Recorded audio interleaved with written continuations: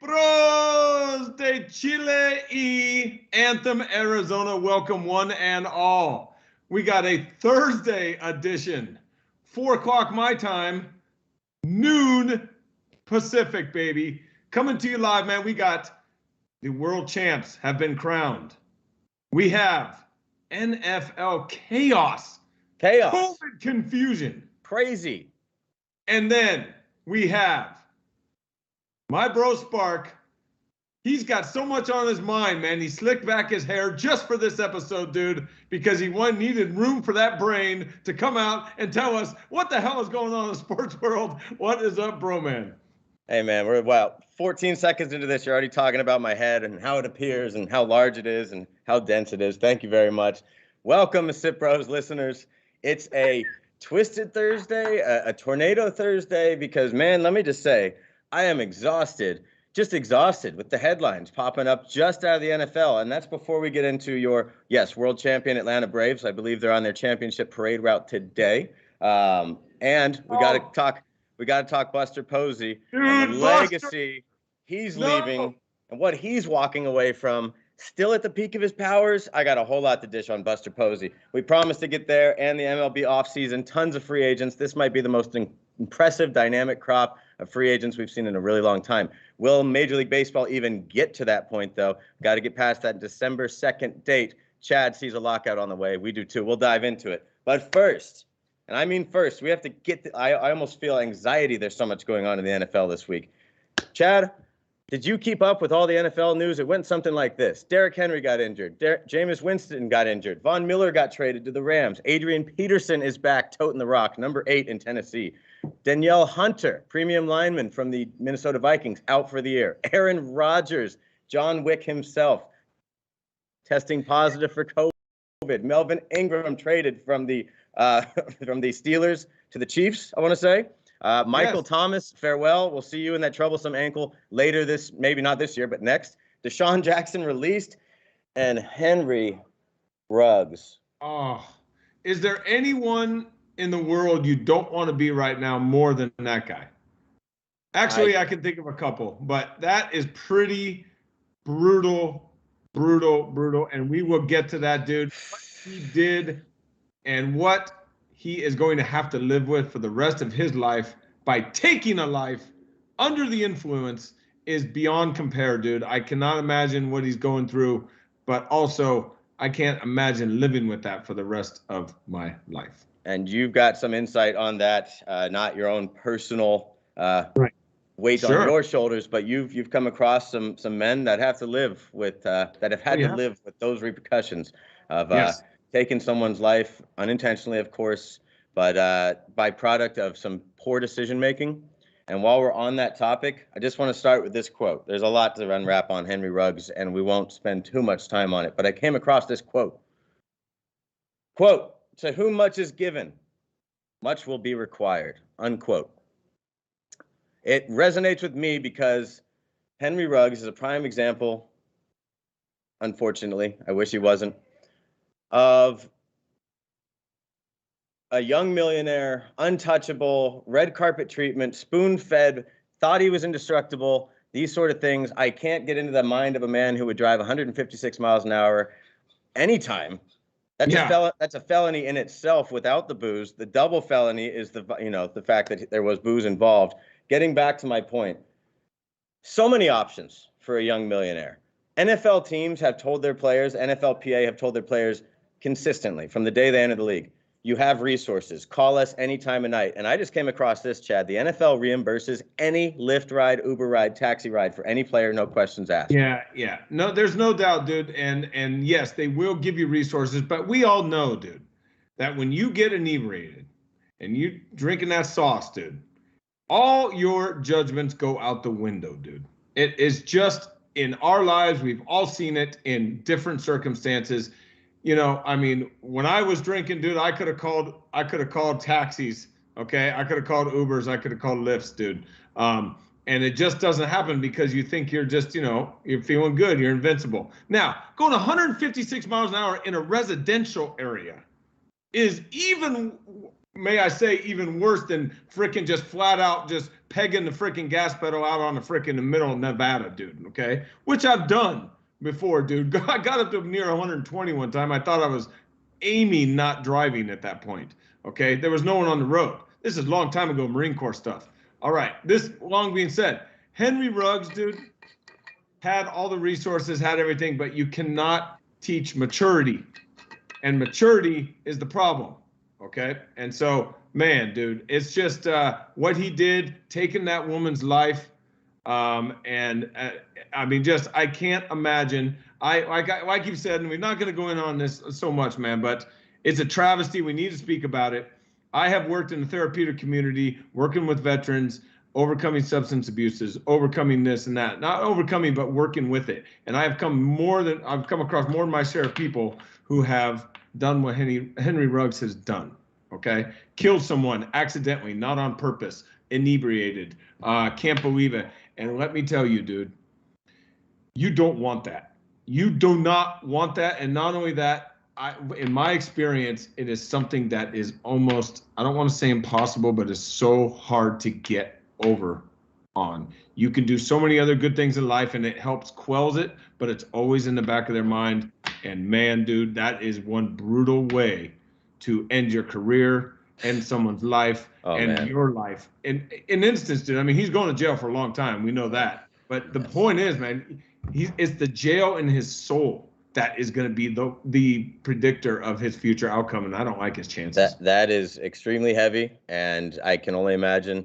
You know, some people have said, you know, he should be dead, right? It's always the drunk that survives the accident and everything, and the fact that he was going 156 miles per hour and 127 at impact tells you he maybe was aware something was about to happen, tried to slow down. That's way too little, way too late, and the impact just set the other car into an immediate fireball. I can only imagine what the next seconds and minutes of his life looked like. Per his court appearance yesterday, he's banged up, he's wearing a neck brace, and he did get wheelchaired in.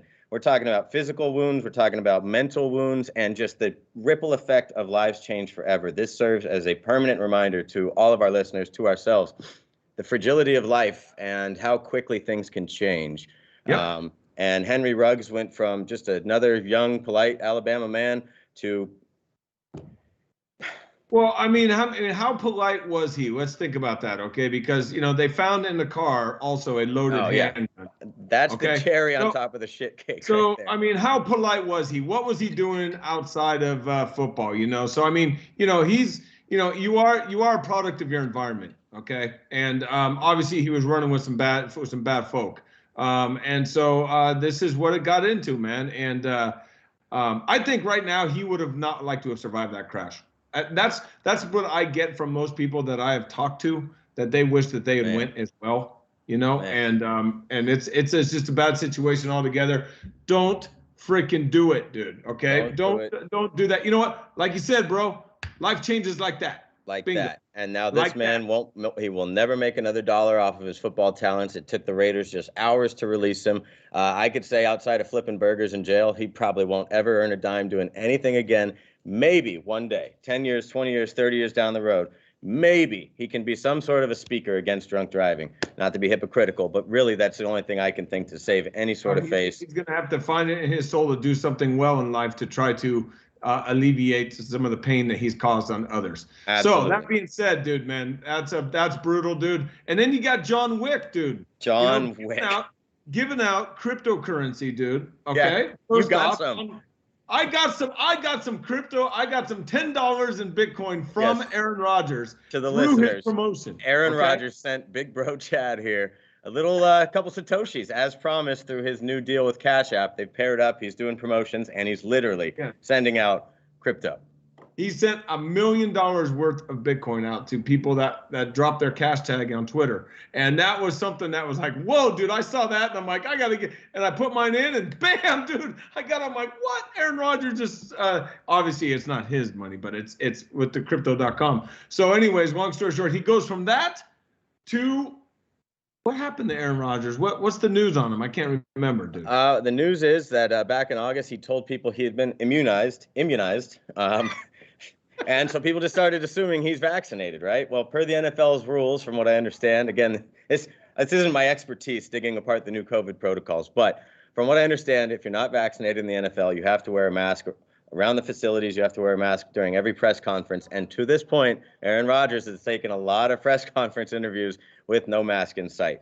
Apparently, he's tried to rally back on the fact that he went to Canada for some sort of a treatment, but it's not approved here in the States. It's a big bungled mess, but I guess it's good that this popped up now for the Packers and not, say, the first week of January, So where do we go from here? I don't know, but I'm ready to tune into the Jordan Love show. And on the topic of John Wick, Aaron Rodgers, we were wondering why he was looking the way he did all season with that hair. He grew it out for that costume. That's kind of legendary, in my opinion. And when I saw that video the first time, I went, "Damn, dude, did he get beat up last football game, man?" I'm like, "What is he doing wearing that stuff?" And then I figured out the character, and I went, "Okay, man, right on." Aaron Rodgers is one of those guys that you're never gonna figure out, dude. I mean, he's so damn bipolar, dude, that you don't even know like what he's gonna do from press conference to press conference. He looks like a hobo the first week of the season, and then he wins 7 straight, and then he talks about being immunized, and then he gets COVID and all this kind of stuff. And so, I mean, dude, and puts his team at peril. Doesn't really, Aaron Rodgers, dude, let's think about it, man, has been a very selfish person his whole career. Okay, he has. He has done stuff for, philanthropy stuff, Butte College, all this kind of stuff. He holds a grudge against Cal. Okay, he does hold a grudge. He never mentions their name because of what they did with Jeff Tedford, his coach, kind of blackballed his coach. So he doesn't talk about Cal. So he's just a weird dude. And you can see this kind of conspiracy theory, I went to Canada kind of stuff guy, come out of him. So it doesn't surprise me with him. What surprises me is that it's taken this long, dude. I mean, it's week 7, week 8, and finally he popped a positive test. Now, what about all his teammates and stuff that've been around him? What about his teammates have young kids, have girlfriends, have boyfriends? Well, and this Packers team was last playing on Thursday night. They had the weekend to party. And with that John Wick costume, trust me, Aaron Rodgers partied somewhere. I was kind of waiting for the other hat to drop on, well, half the roster's out for this game because of close contact. But again, Jordan Love, this is a good situation for the Packers, I believe. They get to finally, demo what they have in Jordan Love, and it's not at the cost of an Aaron Rodgers injury or making him unhappy. This was Aaron Rodgers' own doing in a way. So I'm going to tune in to see Jordan Love play against the Kansas City Chiefs and their Swiss cheese defense. We talked about them earlier on the show last week. So I ran for 100 yards against them last week. Definitely, most certainly. So we're going to get to see a little bit of Jordan Love. I was high on the kid coming out of the draft. We'll see what they got. I'll be watching. But while still talking NFL players behaving badly, Odell Beckham at it again. I don't believe he'll be reporting back to the Browns. Seems like he and quarterback Baker Mayfield aren't on the same page, but it's the same song and dance for another NFL diva wide receiver, is it not? Give me the damn ball. That's the only thing I ever remember about NFL wide receivers. Thank you, Keyshawn. Throw me the damn ball. That's all they care about, bro. And if you don't throw them the damn ball, this is what you get. Well, oddly enough, the Browns, they're a run-heavy offense with typically led by Nick Chubb and Kareem Hunt. They run the ball more than most teams. They do it well, but I just don't see them. Odell Beckham should get 8 to 10 targets a game, right? And it's not like someone else is eating up those targets. And it's just a curious, is it the game plan? Is it the coaching? Is it a grudge between Baker and Odell? I've always thought Odell Beckham looked lost in Cleveland. He didn't look proper in a brown and orange jersey. He doesn't look right in that jersey. No, I think he'd rather be sent to Miami and wear some cocaine whites with teal on them. That looks more like it's a special white in Miami. That's really white. That's a really white. It's whiter than this. It's whiter than this. Yeah. So, no, anyways. I got one word for you, 2 words for you, man, for that situation. Cleveland Browns. That's all you got to say. Cleveland Browns, yes, whose logo to this day remains an orange helmet. I don't know if I'll ever get over that. Yeah, and the Houston Texans are named after their state that they live in. That just still boggles me. Yeah, and that's okay. It's the Houston Texans. And nowhere in sports can I find that. Like the Manchester Englanders. It doesn't. The California Bay Areans or something. I don't know. No, you'd be like the San Diego instead of the Padres. You'd be the San Diego Californians. I mean, yeah, that is strange. Although I can picture a Texan more than a Californian. Why is that okay? It's because everything's bigger in Texas. Wow. We love ourselves in Texas, and we're going to tell everybody about it on the name of our football team. That's why. As you can tell, Chad has done many tours in Texas. They really love him down there, and he loves them back. No, Yes. moving on from football and somewhere else in the South, Atlanta, Georgia, that peachy place. Atlanta Braves are World Series champs for the first time since 1995. They did it on the heels of a 7-0 shutout in which they struck out 10 Astros. They walked nobody. That's the first time that's ever been done in a clinching game. And wouldn't you know, the last time they won a World Series, they did the clincher in shutout fashion as well, 1-0 over the Indians. So the Atlanta Braves are World Series champs. Chad, I bet you didn't know this, or maybe you did at the top of your head. New York Mets fans they're like this right now, because since 2003, they've seen the Marlins win a World Series, the Phillies in 2008, the Nationals 2 years ago, and now the Braves. The Mets are once again looking like the Mets. But let's keep the focus on those Atlanta Braves. Chad, any takeaways from the World Series? Did the best team win? Were you surprised? Dude, first off, congratulations, dude, to the Atlanta Braves. Okay, you have to give them props. They won the World Series, dude. Okay, they beat the Houston Astros, which I didn't think they were going to do. Okay, they got hot at the right time, and not only that, dude, they took it down, dude. You know, their lineup freaking produced, man. There's Jorge Soler. Hey, could the Royals use Jorge Soler back? Yes. The Braves say thank you for giving me a single-A pitcher. All you want is a single-A pitcher for the World Series MVP? Sure, I'll take them. And so, yeah, dude, they made some shrewd moves. They pitched. That's the thing, dude. They pitched, especially Max Fried came back. When that guy stepped on his ankle in the first inning, it looked like the ball. You can see he tightened up, dude. I mean, meaning like he said, you know what? F this, dude. This is my game. I'm pissed now. That guy stepped on my ankle, and that changed the momentum, dude. And so I like that about anybody. I don't care what uniform they're playing with. I like that about them. And, you know, hey, Brian Snitker, right? One World Series champion. Bobby Cox, one World Series champion. Yes, Bobby after Cox, 14. How many division titles in a row? 14 straight, beginning in like 1993 with Maddox, Glavine, Smoltz, the whole deal, David Justice, Fred McGriff, the Crime Dog, Marquise Grissom. Man, do I remember these Braves teams well, because I was watching them a lot. So, real quick on the Jorge Soler appreciation. He became one of the first and only, and this list is impressive. He hit 3 go-ahead homers in the World Series, a very deserving MVP. And by the way, that moonshot he hit out of the stadium, I'm borrowing this from Twitter, but people said he launched that into the Soler system. Very nice. Thank you, Twitter. Nice. I like that. So Jorge Soler, 3 home runs, 3 go-ahead home runs in a World Series, joins the like of playoff legends like Babe Ruth, Lou Gehrig, maybe you heard of him, George Springer, and, of course, you know, Gene Tenache and Curtis Granderson. Anyway, the first 3. Gene Tennis. Oh, my bad. This is why we're here. Dude, I can't. No, you can't do that to Gene, dude. You can't call him Tenache, dude. I pulled up one stat from the 70s, okay? I tried my best, all right? Maybe I'll leave him out of it, and I'll just focus on Gehrig and how do you say Gene, dude, I'm going to have to call Gene up and say, dude, I'm sorry my brother said that, dude. Babe Ruth? Babe Ruth? All right, got it. No, just kidding. But Jorge Soler is part of an outfield. You know, we've talked about him before, Jock Peterson and Eddie Rosario. Why is it important? Not a single one of these players was roaming the Braves outfield at the midway point. At the midway point, the Braves were 40-41. Very similar to the Nationals the year before. They were 41-40. Atlanta only tallied 88 wins on the regular season, which would have won no division but their own. If they played in any other division, they wouldn't even have made the playoffs. It's just the way it goes, man, you know, and they just, you know, and not only that, dude, not only that, I mean, they just made some shrewd moves, but they even got away with starting 2 rookies in the freaking World Series and won it. Welcome to baseball 2021. Oh, right? Yes. This is, I'm at peace with it because it's happening all around me, and I got to go, okay, Chad, all right, dude, all right, calm down.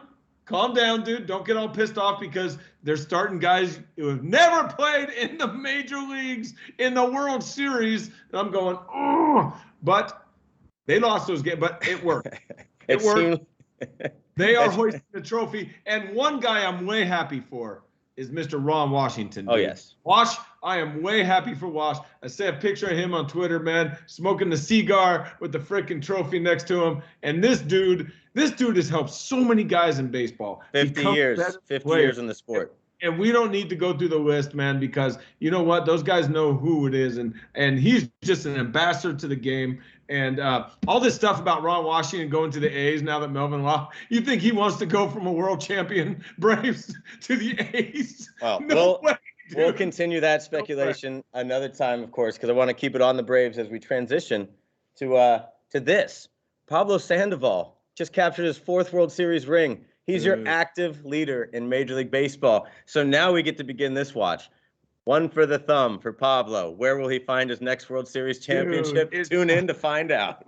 Yes, dude. Pablo, the late season acquisition, wins his 5th freaking World Series, dude. That would be awesome, dude. The Panda. Oh, yes. 5th in the future. Yes, yeah, absolutely. In the future, dude, you know, so. Yeah. Well, we're gonna kick it to some sudden news out of San Francisco. One of Pablo's longtime teammates. You know, Buster Posey is one of those purebred. He looks like a baseball player, stud coming out of college, took only 1 year in the minors before he's leading World Series championship teams.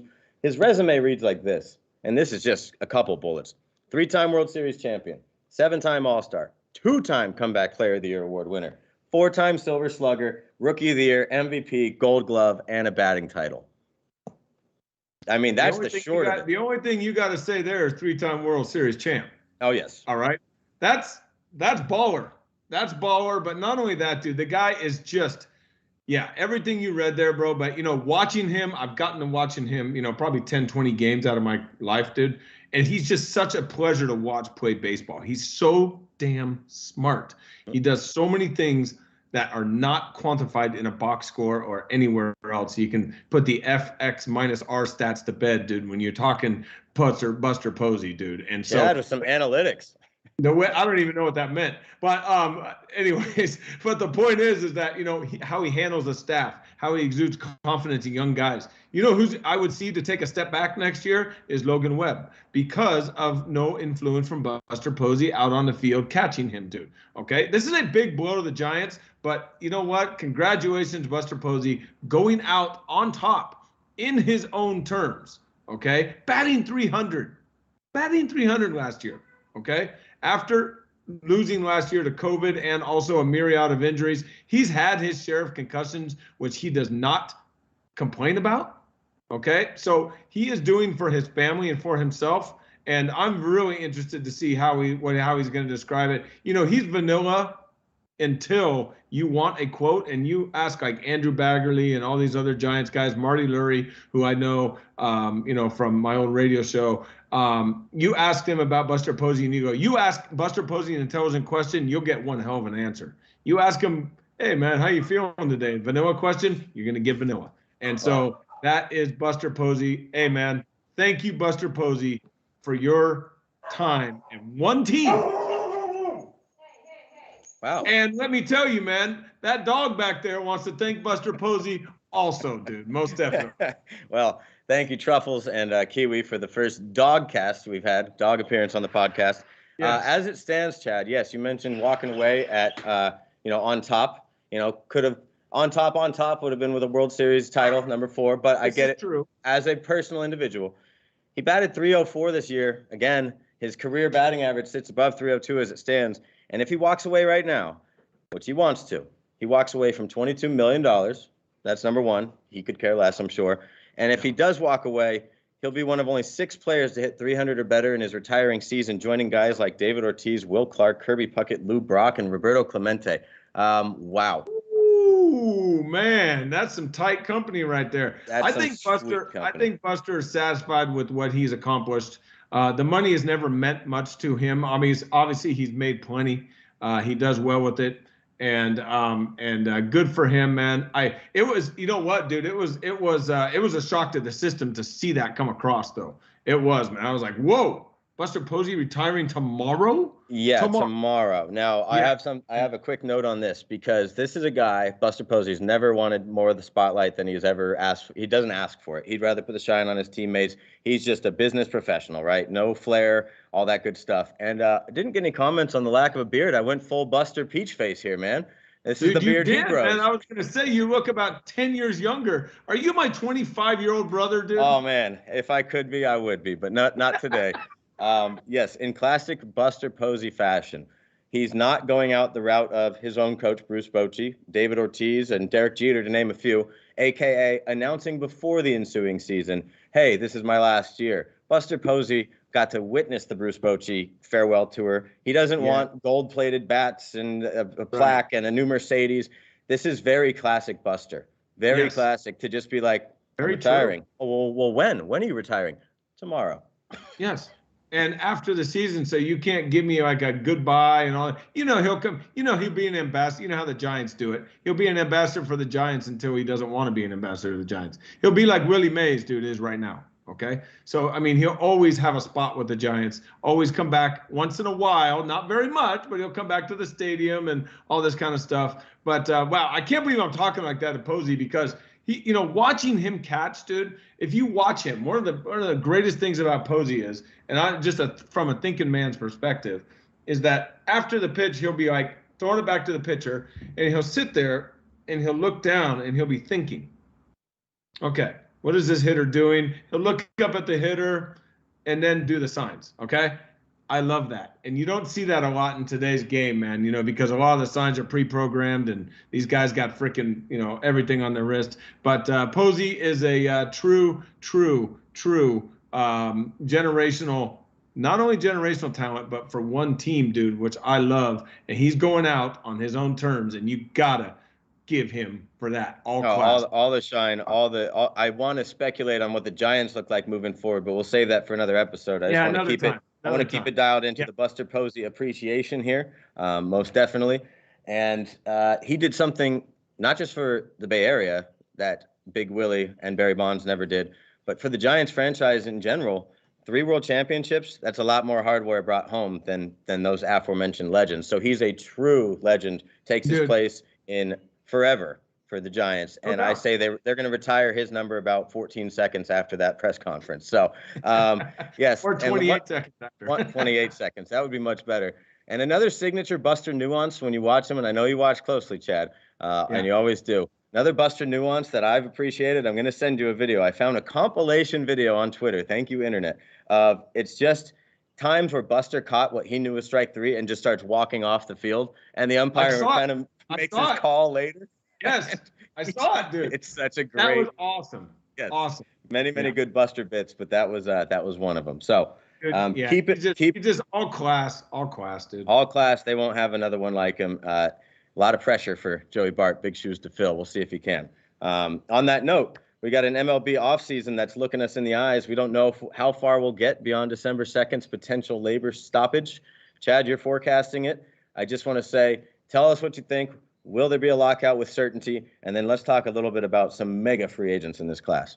Oh, man, well, the free agents are everywhere, dude. There's, like you said, all these guys are getting non-tendered already, man. You can see the writing on the wall. Options are being declined left and right.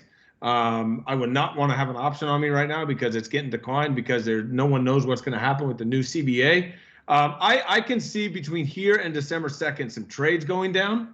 Okay, I can see trades going down. I do not see any free agent signings coming up at all. Nothing. And you are going to see a lockout on December 2nd. The owners will lock out the players. That's what happens when a CBA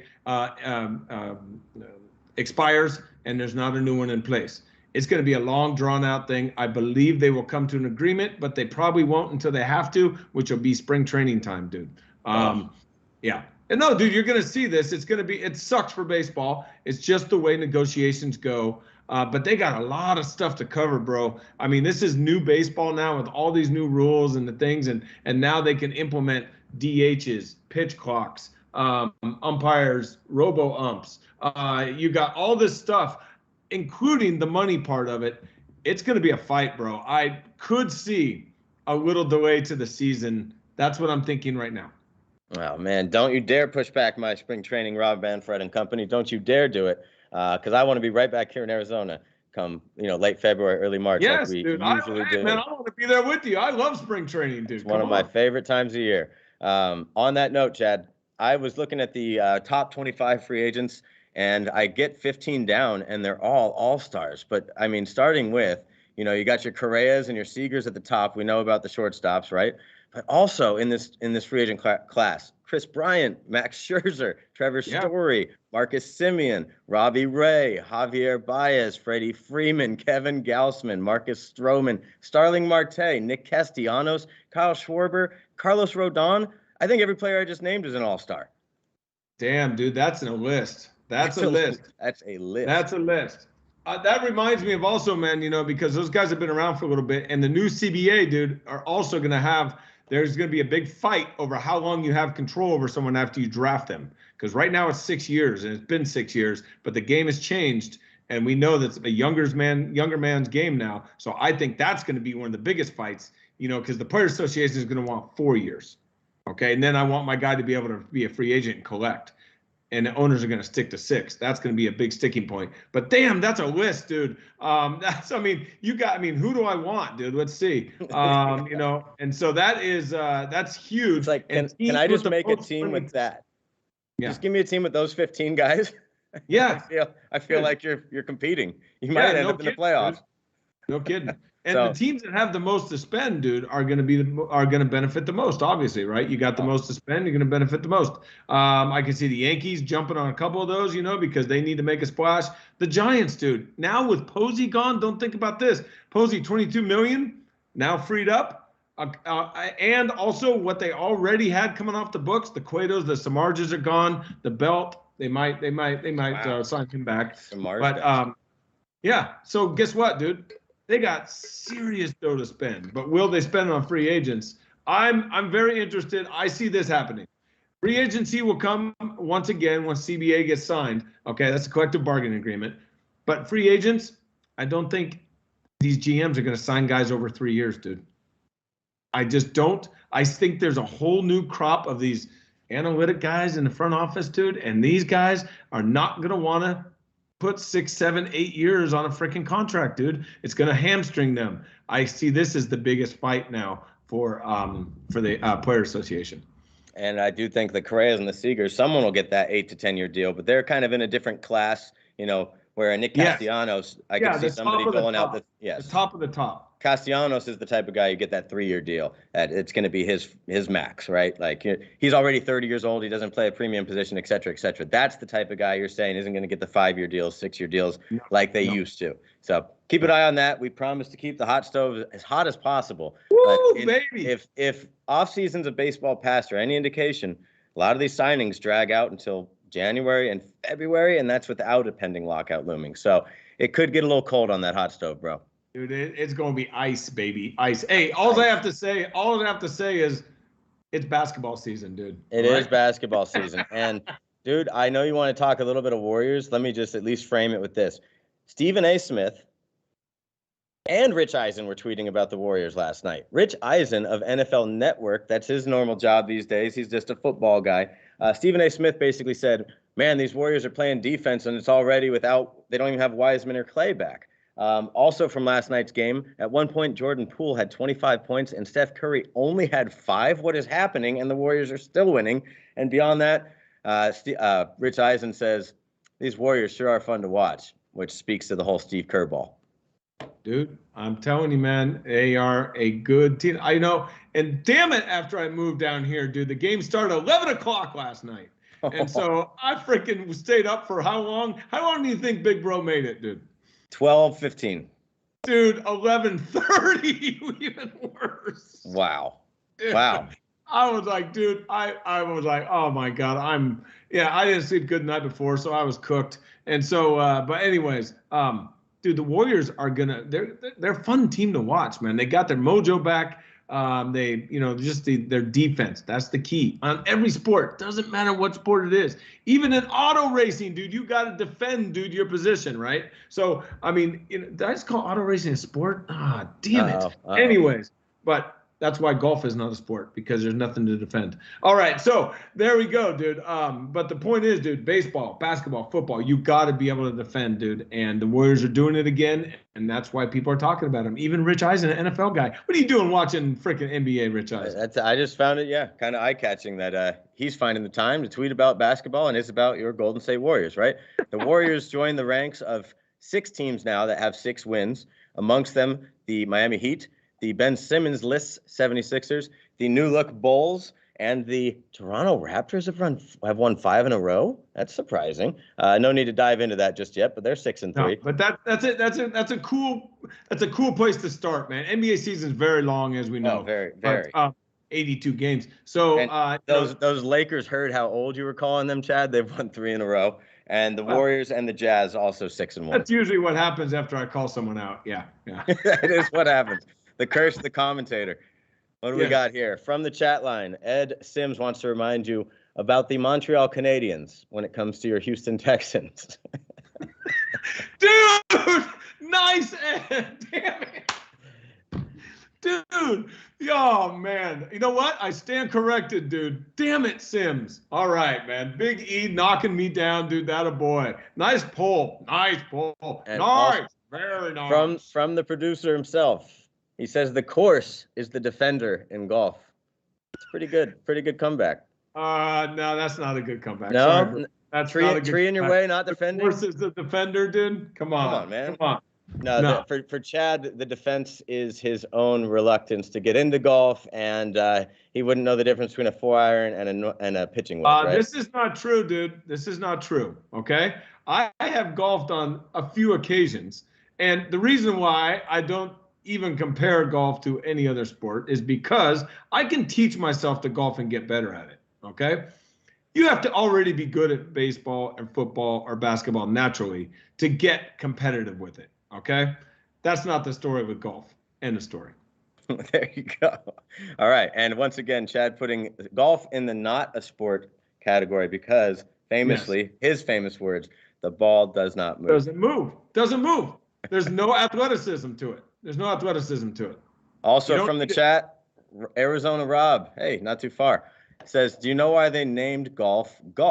I'll give him a second. Arizona Rob. I'll give him a second to get that in. But if you've ever had a chance to watch one of Robin Williams' legendary comedy bits, you see when he talks about the invention of golf coming from Scotland and why do they call it a stroke? Because you have a stroke while you're swinging at that ball. And he's talking about he's so much better at it than I ever will. Fans, listeners, just tune in, do a little YouTubeage. Robin Williams golf skit. Enjoy. There you go. All right, we'll do after we get off this, man. But no, man, the Montreal Canadiens, that's gonna bug me.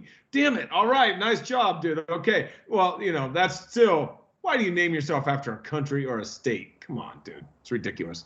Anyways, long story short, dude, NBA season's getting going. That's cool because we need a distraction. NFL season's in full swing. I'm still alive in my suicide pool. Thank you very much. I'm one of 4. Hey, producer Bruce is there with you, man. He's one of only 2 guys in my nice, team. Dude. So you guys in cahoots? Are you sharing picks? No, seriously, man. Really, no. Guys? Honestly, no. Okay. I loved it when I saw 10 people last week pick the Bengals. I went, oh yes. I was one of them. I said Jets, Jets, baby. That's a trap, dude. That's a trap right there. They are playing tonight, and the whole world will be watching. Can Mike White do it again? They sent his jersey to the Hall of Fame with his 400-yard debut last week. So what? I guess the Jets will be trading Zach Wilson in the offseason. Yeah, Zach Wilson, and also didn't they trade for Joe Flacco too or something, man? Yeah. Joe Flacco's one of those guys that just keeps cashing checks. He's still earning money right now. Dude, he's the new Ryan Fitzpatrick, dude. Definitely. No doubt. A little bit of Sam Darnold. That dude made a ton of money as nothing better than as a number 2 quarterback. But anyways. Well, Chad, you got anything you want to wrap it up with? Let me know. Dude, we've hit our mark. It's been loaded. It's been fun. It's been fantastic, dude, and we don't need to prolong it, dude. We've kept people's attention for long enough. I have to say one thing. I want to say shout out to my bro down here in Chile, Juanito, who you met at the wedding, of course. Dude, He sent me a freaking Instagram about he found batting cages here in Santiago, dude. I couldn't believe it, dude. I've been looking all over for stuff, and so I'm gonna go check that out. I'll be able to report to you batting cages from in Chile on Monday, dude. I'll give you a full report. There it is. Well, thank you. And just do your best to warm up if you're gonna throw any of those 88-mile-an-hour sinkers. You know, that shoulder, man. Or is it your elbow? Which one barks at you first? It's the elbow? Yeah, for me, it's shoulder. Dude. Yeah, I got about 10 of those 88 mile an hour in me, and then yeah. I'm great for today's baseball. I'll come out of the pen throwing heat and sinkers, and then you got to get me out of there. What is this? Do you know why the name? Did I miss something from Rob? He says for the third time. I don't get it. I got to know, why is golf called golf? Why is golf called golf, dude? I don't even know, man. I have no idea. All I know is when I hit a ball, I want someone else to go chase it. That's a quote from Ty Cobb. Thank you very much. Your brother wrote a little biography on Ty Cobb in 3rd grade, and I used that quote as a speaking point. So good stuff. All right. Well, all right, man. Fans, friends, Chad, you'll be in Chile come Monday. I'll be back at MisippBRO Drive. It's been a long 2 weeks on the road. A great time had by myself, starting with your wedding. So thanks for getting us kicked off. Dude, what epic wedding and epic road trip for you, man. I'm glad to see you, freaking up and down the freeways of freaking United States, baby. It's always good to get out, see some things, see some people, meet some new stuff, new opportunities. Great stuff, bro. And safe journeys back to MisippBRO Drive. There it is. Can't wait to get back in studio with my usual assortment of gear. And, notepads are handy and all, but 2 and 3 monitors is what really gets me going. Was that an old school legal yellow pad, dude? Yes. From the crypts of Popster. Yes. No way. Dude. Oh, no way. Gosh. Wow. Yes. Okay, that's disgusting. I hate to end that's enough. Hey, thanks for tuning in. Like, subscribe, dude. Tell your friends. Tell your enemies. We don't care, dude. We want you on the MisippBROs, dude. Whoa. We'll catch you Monday. Mic in hand. MisippBRO Drive. Till the next time, fans.